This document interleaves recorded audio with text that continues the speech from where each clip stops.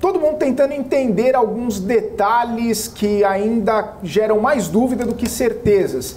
No entanto, a gente vê movimentação do mercado, mercado satisfeito, pelo menos aparentemente, porque seria um arcabouço que para em pé, um arcabouço que tem ali, como disse o Campos Neto, uma boa vontade em ser robusto. Eu queria saber sua visão sobre justamente isso, o mercado dando sinais de que, ok, foi um texto, foi uma apresentação que para em pé, que pode ser algo que venha a trazer bons ares aqui para a economia brasileira. Você percebe dessa forma também, diante de toda essa movimentação que a gente viu pós-arcabouço fiscal? Dada a minha idade, como diz o Cabral, já avançada, eu não estou bullish com isso daí. O mercado está tocado etilicamente. Qualquer coisa que viesse, o mercado iria falar, puxa, saiu um arcabouço fiscal. Mas vamos lá. No Brasil, tivemos a regra de ouro. Não é falta de arcabouço fiscal. Tivemos a regra de ouro, não cumprimos. Tivemos a lei de responsabilidade fiscal, não cumprimos. Tivemos meta de superávit primária, porque ela está fazendo agora. Não cumprimos. Tivemos o teto de gasto, não cumprimos. Agora eu estou fazendo uma meta de superávit primário. Eu acho que eu vou cumprir num governo que tem uma digital de mais gastador. E aí tem uma parte que eu acabo não entendendo, que eu não, vocês já falaram bastante, acredito, que é os 70% da receita. Se você ganhar 100, você pode gastar 7, etc. Tal. Tem as bandas de flutuação do superávit e déficit primário, mas tem primeira coisa. Se eu por acaso não bater na meta, cheguei numa meta, vamos lá, cheguei num déficit fiscal de 3%. O que adianta eu falar que eu cheguei numa meta, ou numa meta não, num déficit primário de 3%, se eu, pelo menos o que eu entendi, por favor, me corrija se eu estiver errado, a despesa vai subir de 0,5% a 2,5% em termos reais. Então você põe o superávit e o déficit que você quer, porque 0,6%, pelo menos em termos reais, se a inflação for 3% ou 4%, a despesa sobe 3% ou 4,5%. Então para que tem esse negócio aí?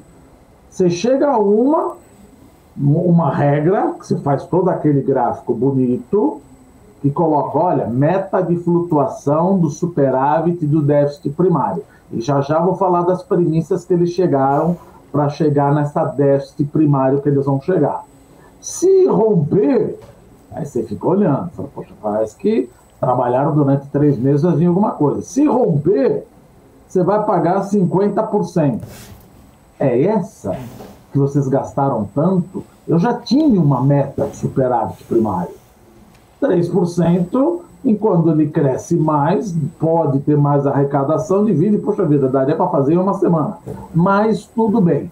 E no final das contas, parece que ele pega essa, no meu entendimento, ele pega essa base de flutuação, joga fora, fala, olha, mas se a gente estourar e der 4% de déficit primário, a despesa vai subir anyway. Então, para que você colocou essa meta?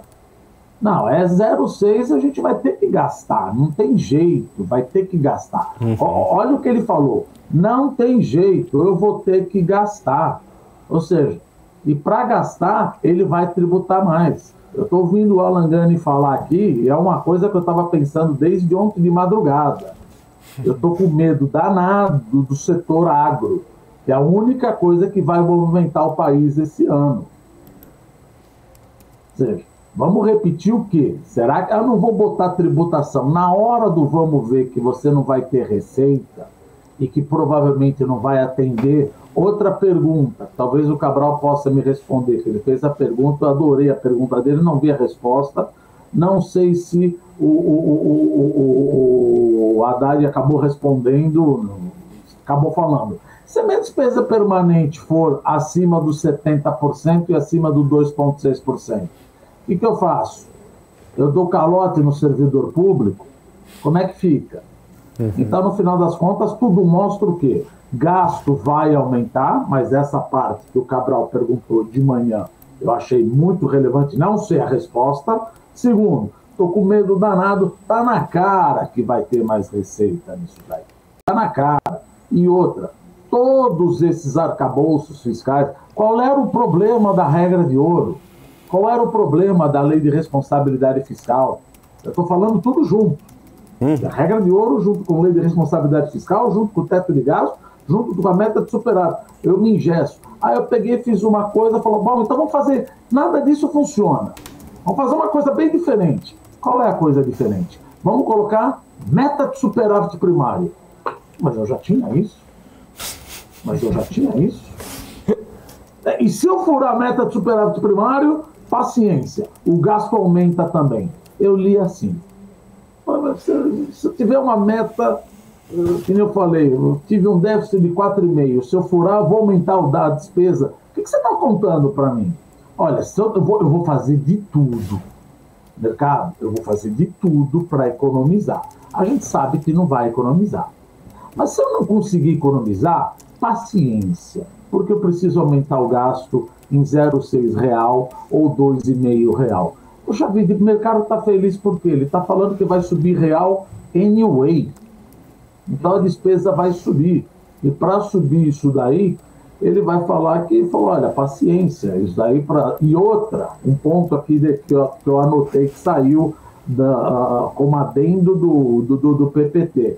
Ele usa algumas premissas que dá um certo susto. Por exemplo, 2023, o governo está usando como crescimento para 2023 2,1 para calcular o superávit primário ou déficit primário.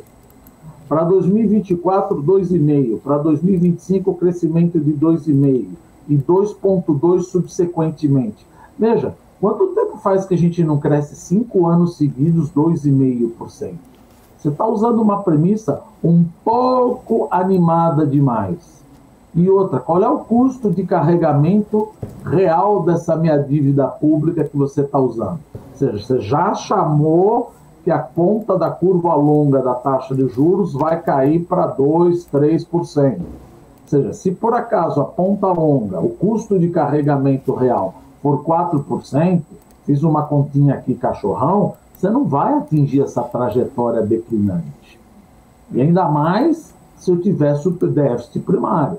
Então eu não gosto de lacrar, mas à primeira vista, a não ser se o Cabral consegue me explicar essa despesa permanente, se foi elucidado ou não. Mas à primeira vista, é uma licença para gastar. Tá uma coisa muito espuma, mas o cara tá falando, eu vou gastar. E o mercado falou, vamos deglutir, vamos analisar. Mas enquanto a gente analisa, soca pau na bolsa, porque ela caiu abaixo de 100 mil pontos, e vamos operar câmbio. É óbvio que quando você toma uma taça de Prosecco, você se sente sexy. Quando você vê, saiu o arcabouço fiscal. Ninguém entendeu ainda direito quando eles estão olhando. Bom, mas a bolsa vai subir. Agora, vamos olhar com olhos de lince. O primeiro resultado primário, eu quero ver ser quebrado, o que vai acontecer?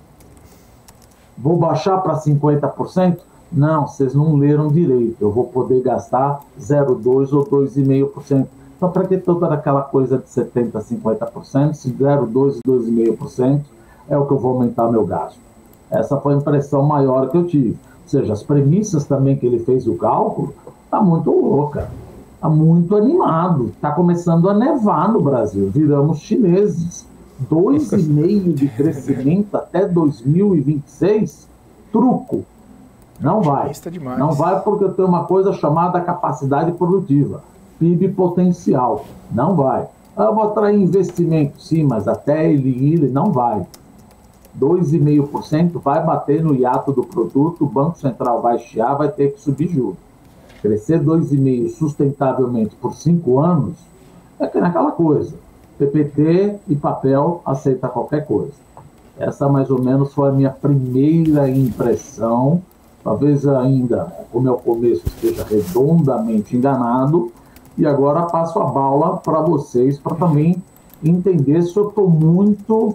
eu não quero lacrar, mas se eu estou muito pessimista. Mas o mercado está animado, está certo, ele tem que estar animado mesmo. Amanhã ele devolve um pouco, amanhã ele acaba devolvendo.